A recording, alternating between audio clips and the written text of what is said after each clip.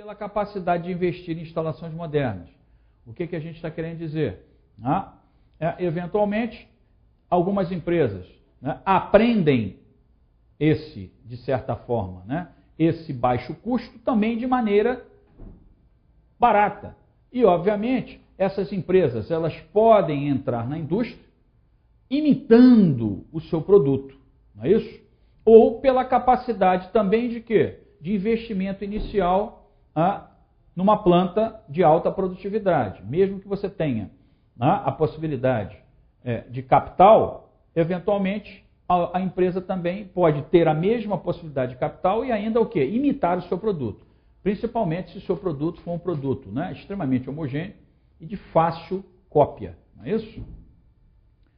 Bom, incapacidade de ver a mudança necessária em seu produto ou no seu marketing, em virtude da excessiva atenção colocada nos custos. O que a gente quer dizer com isso? A gente quer dizer o seguinte, que a sua empresa, normalmente focada no custo, eventualmente ela também não está olhando a capacidade e a possibilidade de mudança necessária do produto. O seu produto, ele já entra no nível de maturidade, declínio no mercado. Então, obviamente, a empresa ela perde essa capacidade de sustentabilidade do seu produto, o seu foco é meramente o custo e o mercado já não demanda mais o seu produto. E, obviamente, essa visão excessiva, ela também não se traduz no seu marketing, ou seja, visão excessiva em relação à redução de custo. Então, você acaba, de certa forma, se focando demais nos custos, e perde essa capacidade de mudança. Ok? Isso pode ser um risco à sua estratégia também de custo. Ok? Muito bem. Inflação em custos que estreitam a capacidade da firma manter o diferencial de preço suficiente para compensar a imagem da marca do produto em relação ao preço do concorrente ou outras formas de diferenciação. Então, o fenômeno inflacionário, eventualmente, isso pode ocorrer, uma inflação em custos, obviamente, pode, de certa forma, estreitar essa capacidade de se manter esse diferencial aí em termos de custo. E, eventualmente, a marca do produto, na realidade, ela também não vai se sustentar, nem só pela marca. Eventualmente, você consegue, o cliente, por exemplo, ele não consegue ver uma diferença de custo tão substancial e ele acaba, de certa forma, indo para uma outra organização. Então, essa também é uma outra possibilidade de risco em relação às estratégias de liderança no custo. Ok? Bom, riscos das estratégias de diferenciação. Então, a partir do momento que nós estamos falando de estratégias de diferenciação, quais seriam os riscos? Ok? Observa. Diferencial de custos entre os concorrentes de baixo custo e a empresa diferenciada torna-se muito grande para que a diferenciação consiga manter a lealdade à marca. É o que nós já havíamos discutido. O seu enfoque é de diferenciação, correto? Mas, na realidade, quando você faz uma análise de custo-benefício, eventualmente essa diferenciação tem um custo muito elevado e o cliente ele já começa a fazer uma análise de custo-benefício. Ele está vendo que o benefício com um custo alto não está sendo compatível. Então, eventualmente, ele, mesmo sendo leal à marca, ele vai se orientar para um produto mais barato. Então, esse diferencial de custos entre os concorrentes de baixo custo e da empresa que se diferencia, a sua, já não se torna tão visível para o cliente. E ele acaba optando por não comprar mais seu produto diferenciado. A necessidade dos compradores em relação ao fator diferenciação diminuiu, devido a grande parte dos consumidores tornar-se mais sofisticados. Aí, na realidade, é o seguinte, o seu produto agora ele não é tão mais diferenciado. Então, o aumento do poder aquisitivo da população, não é isso?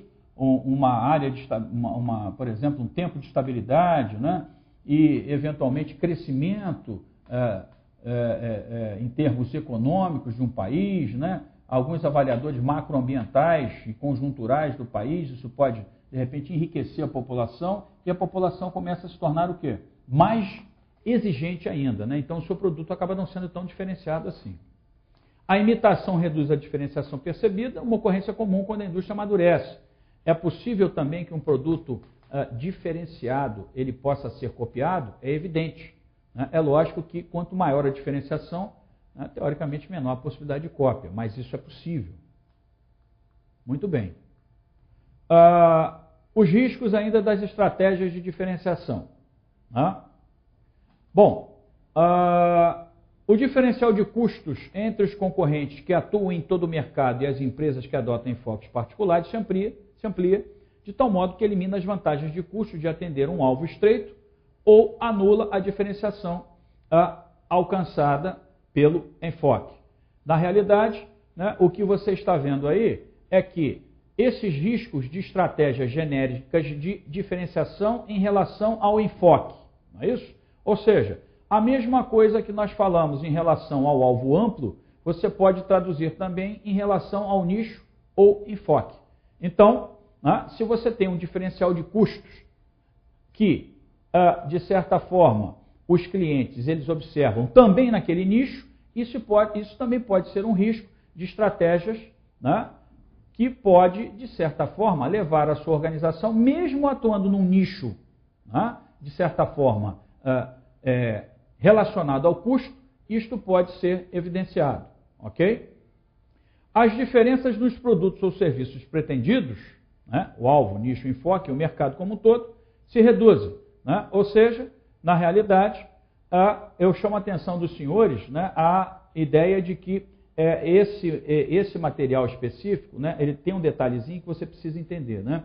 Quando a gente está falando ali, né, de diferenciação, eu gostaria de dizer para os senhores que na realidade é custo, ok? Então, voltando aqui à nossa discussão, o diferencial de custos entre os concorrentes que atuam em todo o mercado e as empresas que adotaram enfoques particulares se amplia de tal modo que elimina as vantagens de custo de atender um alvo estreito ou anula a diferenciação alcançada pelo enfoque. O que a gente está tentando dizer é que esse diferencial de custos, na realidade, ele pode ser, vamos dizer assim, reduzido quando também atuamos em um nicho específico. Ok? As diferenças nos produtos e serviços pretendidos entre o alvo nicho e o mercado como um todo também se reduzem. Outra possibilidade. E também temos a possibilidade de concorrentes também entrarem em submercados dentro do próprio nicho. Isso é possível? É possível.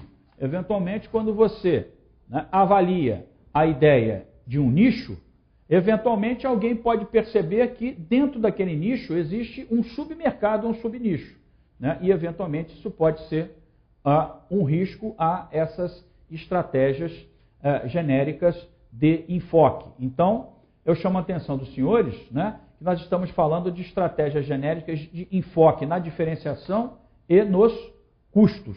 Ok? Então, entenda riscos das estratégias genéricas de enfoque em diferenciação e custo, ok? Até interpretando melhor esse nosso slide, ok? Para que você, né, não se confunda. Muito bem, então essa seria a avaliação desses riscos. Pois bem, o Porter, ele na realidade, ele estabelece a questão do meio termo. Né? O que seria então, pessoal, esse meio termo? Muito bem, o meio termo para o Porter é uma relação entre aquelas organizações, né, que não atuam nem no custo e nem na diferenciação. É o que ele traduz como meio termo. Então, qual seria a ideia? As empresas fracassam em desenvolver algumas das três estratégias, ou seja, custo, diferenciação ou enfoque. Considera-se uma situação estratégica pobre, segundo o autor. Baixa rentabilidade. Né? Qual é a ideia que o autor estabelece nesse conceito? A empresa ela perde clientes de baixo custo, ou seja, quando consideramos baixo custo, falamos de grande volume de vendas, né, e grande amplitude de penetração no mercado. E perde negócios, né, de altas margens, né, que seria o mercado da diferenciação. Observa-se. Né? Então, produtos em que você tem estratégia de baixo custo, você tem grande volume, não é isso? Ou seja, a venda transacional. Então, a empresa ela vai ter rentabilidade no volume. né, já que normalmente as margens são menores. Ao passo que, quando nós falamos num produto diferenciado, significa que provavelmente o seu mercado, né, de certa forma, você não vai vender tanto, né, porque o produto é diferenciado, mas em compensação a possibilidade de margem e lucro é maior. Então a sua lucratividade, né, ela vem, né, no sentido da diferenciação do seu produto, não do volume de vendas. Não é isso? Então a sua margem é maior naquela venda.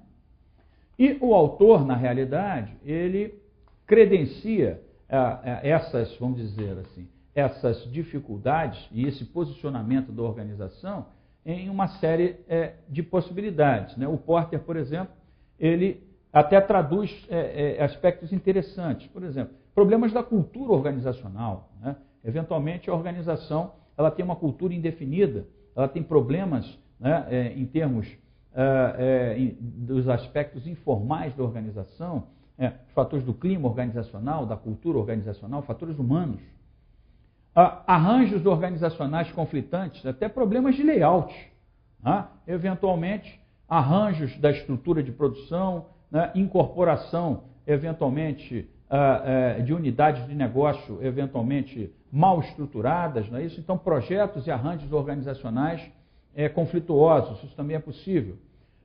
Sistemas de motivação e avaliação deficientes, mais uma vez, aspectos voltados à questão da cultura, do clima organizacional, dos aspectos humanos, né? A importância de se tratar o gerenciamento interno também da organização, não é isso?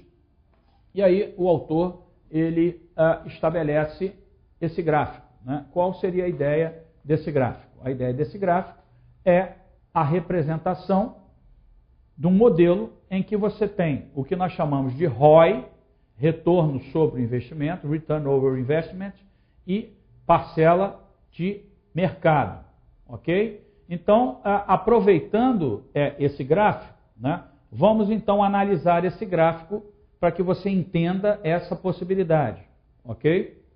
Então, olha lá, você está vendo o gráfico do meio termo, é a famosa curva U, ok? O que o nosso amigo Porter quis estabelecer dentro desse conceito? Observa. Na realidade, quando eu falo em retorno sobre investimento, você está vendo aqui, né, o eixo Y, e o eixo X seria a parcela de mercado. Ok? Muito bem. Observa. O retorno do investimento, né, ele, de certa forma, está caindo substancialmente, não é isso? A partir do momento em que a empresa amplia a sua parcela de mercado. Ou seja, na realidade, observa-se que a estratégia do lado esquerdo, né, vamos